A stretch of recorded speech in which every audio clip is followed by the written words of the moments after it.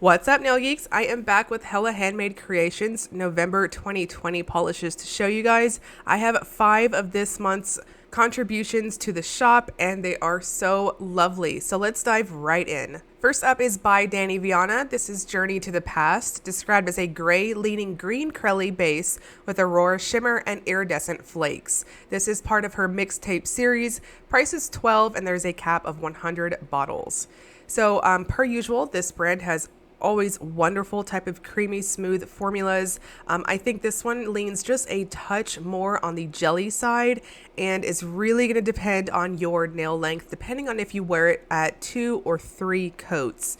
So as you build it up, you'll definitely get this almost army type of green shade. It kind of reminds me of like a mossy type of green, if you will. There is a ton of those rainbow iridescent type flakes. They come off in all the colors of the rainbow pretty much. And the self-leveling factor is pretty strong on this one. So I'm going to suggest 2 coats for the most part, again with that caveat, and to finish off with a glossy top coat. And next we have Femme Fatale. They bring us Stay Sweet. This is a clear when warm to bright yellow when cold thermal with hot pink, teal, blue, and green glitters, accented with iridescent yellow glitters. This is part of her candy series. Price is $14 and there is no cap on it. So this is a super fun thermal. I really liked it. I want to note that the warm color is absolutely colorless. However, it does have just the slightest bit of a almost pastel-y, just really light yellow in that warm state. So in cold temperatures, it's definitely going to take on this really pretty, almost canary type of yellow. There's a ton of glitter in here, which is super fun. Lots of rainbow colors happening. And it just really complements both warm and cool toned states. I think this one is versatile in that you can definitely wear it over an undie of some type. I think probably white or so to really get that white to yellow type of appearance. Definitely up to your preference, but you can see here on the ice water shot that I have easy temperature reaction happening with it. Now I'm going to suggest going in with a good glossy top coat on this one just to smooth it out. And next we have Girly Bits. She brings us Rock My World. This is a light nude holographic base packed with iridescent color shifting flakes in orange, pink, violet, blue, and lime green. This is part of her Canadian road trip series. Price is $13 and there is a cap of 150 bottles. So I would classify this one as one of those blingy type of nudes. It definitely appeared as a nude on myself. So I think this is pretty much going to be a universally nude type of shade. But there is a ton of holographic goodness happening with it. It does have a bit of a jelly feel on application, so a touch of squish factor happening too.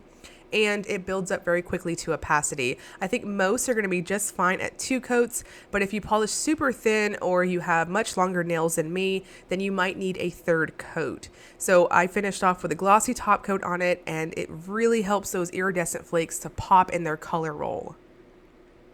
And next we have Night Owl Lacquer. This is Hyrule Castle, described as a dark gray Crelly filled with charcoal sparkle flakies and purple to burgundy to red to copper multi-chrome flakes. This is part of her Legend of Zelda Breath of the Wild series. Price is $12 and there is no cap on it.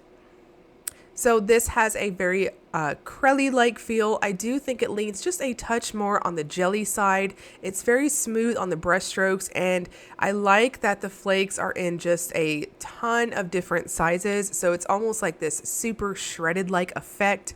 And that base color, I do agree with the official description. It's this dark gray as you build it up. It's got this strong smoky-like undertone with it. And for opacity, I'm going to suggest going in light on your coats and go in for 3 as it really helps to darken out that base color. Now, I feel like this is really going to depend, once again, on your nail length. I think some might get away with 2 coats on it, but I just really think that 3rd coat helped it to darken out and vamp out like crazy. But also you get that strong pond effect between your layers as that 3rd thin coat helps to plump it out, but also really give you that flaky payoff. And last but not least, we have Rogue Lacquer. She brings us Happy Christmas. This is described as a dove gray hollow with gold and turquoise micro metallic flakes and packed with hollow glitters and shreds. This is part of her London series. Price is $12.50 and there is no cap on it. So we have a true straight up Crelly-like formula happening, true to Crelly types. It definitely dries down quite flat, not so much super textured or thirsty, but just really flat, and lots and lots of that Crelly buildup happening. So really easy, smooth type of brush strokes happening. And for opacity, I'm going to suggest between 2 and 3 coats, depending on how you polish. I personally thought that 2 coats was perfect on it. Now, I did finish off with a super glossy top coat.